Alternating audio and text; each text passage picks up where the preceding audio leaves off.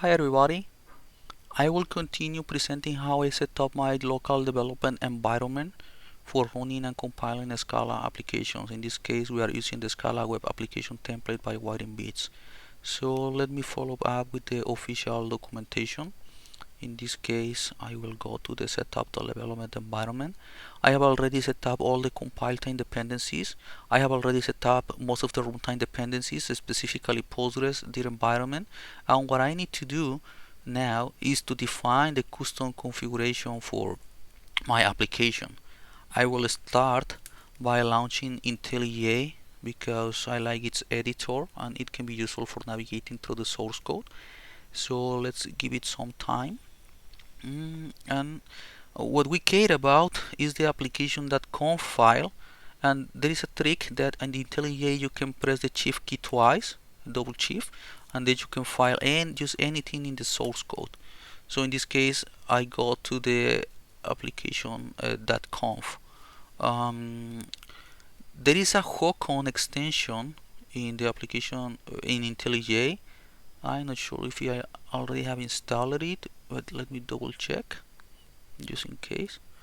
Apparently yes, I did. So IntelliJ is going to suggest you to install this extension. I encourage you to do so because when you're looking at the potential settings that you have here, there are going to be settings from the libraries and frameworks that you are using. For example, this is coming from Play, and Control plus click is going to allow you navigating to the reference configuration file from Play framework or any other configuration you are referencing, and you can check out what you can actually configure. So when you are referencing some setting, you can use this extension, which is pretty handy. At this stage, the only detail that I care for setting up my development environment right now is configuring the correct access to the Postgres database, and I'm going to copy the settings from here because I already have configured the environment application. I can just open the environment the .envrc and define the settings that I am interested in. This way I am not going to commit any changes to the application.conf file. If you pay attention to what I have here, this is provided by some syntactic keyword that allows me to override any kind of configuration by environment variables. So I'm just copying this into here, and the data is the same because that's what I set up in the previous steps. Let me modify this thing and put it something below, like a custom config loaded, settings loaded, something like this, so that you are aware about what's going on. I'm going to close this and I need to open another terminal. I'm going to change directory to the application projects, and then I need to run based on the documentation. You need to run sbt server/run, so for executing the server project, but in this particular case I prefer to run sbt server/compile server/run so that the application is compiled before actually getting launched. This is because Play framework does not actually compile the application until you hit the server with the first request. In order to do that, I'm going to hit localhost and 9000/health, which is the health check endpoint that we had prepared at the app. Like you see here at the logs, this says that the application is being executed, but there are no requests just yet. And then when I hit the first request, Play framework starts actually executing the application code. So give it some seconds and the application should start. So we are waiting, and I know what it's wrong because this is waiting for a long time. Apparently I missed this step that I had to run before actually executing the application, so I'm going to follow up with that. In another terminal, you see here it likely got a timeout. Yeah, connection is not available, request timer out after this amount of seconds. So let me abort this. I'm going to open another terminal. I'm going to connect to Postgres, and I need to copy the data from here. Create database Wiringbits underscore db. I need to connect to it.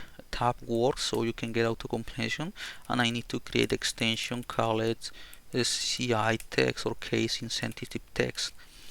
If I go back to this window and I run the application again, Play Framework is going to start.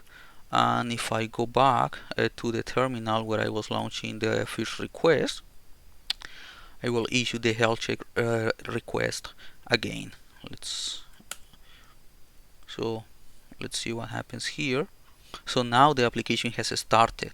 This is something pretty useful that you will see at the logs, that most of the configuration or the custom config is being printed at the console so that you can double check that what you are expecting to load is actually being loaded. Super useful when you are debugging in production environments. The Play Framework automatically applies the evolutions, so if we see the tables that are created at the Wiringbits DB, you see that these are tables that we did not create. These were created automatically by the application. For example, we have users, and you can see that we are using the CI text right here, the extension. If you do not create the extension, this is going to fail. Anyway, let me go back to this place. So if I go to the server again and I open a controller, for example, health controller, I can do something like updating the code. And I will put data equal to OK, and instead of stopping the web application, I will just issue another request, and Play Framework is going to start recompiling automatically for us. So in less than a minute, like 10 seconds, like you see, I was able to reflect the change that I performed to my backend server, so which is working right now. It's time to move on and actually start the front end. So I'm going to go to the same directory again. Apparently I forgot to run the environment allow, and now I need to run another command. In this case, the command that we are looking for, where is it? It's sbt dev web. So sbt dev web, this will launch the front end. While we wait for this command to actually spin up, I'm going to show you that at localhost 900 slash docs slash index.html we can find the Swagger UI, where we can get to execute requests by clicking in some buttons. This was a request that was executed and was handled by the backend application itself.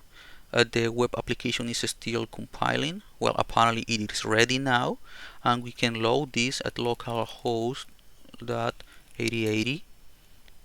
I'm going to open the developer console right here, the network tools.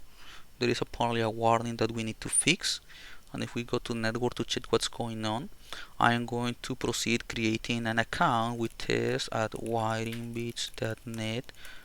Oops, this was my name, Alex, then test at wiringbits.net. I do my password, solve the captcha, and then create the account. If you pay attention here, this is the request that has been submitted with a result right here with the 8080. This claims that an email has been sent, but the truth is that we are not using AWS for sending emails. So instead, what we have is a dummy email provider that logs everything to the console. So if I grab the link and put it at the browser, I will be able to verify my email just like this. Then I can go to login, wiringbits.net. I click on login, and then everything seems to be working. We are interacting with the backend. I have my data right here, and everything seems to work. Similarly to the backend, if I go to sources of the front end and change something, for example, what is the main? I'm going to change the email. Instead of hello.wiringbits.net, I will put it works now. Save.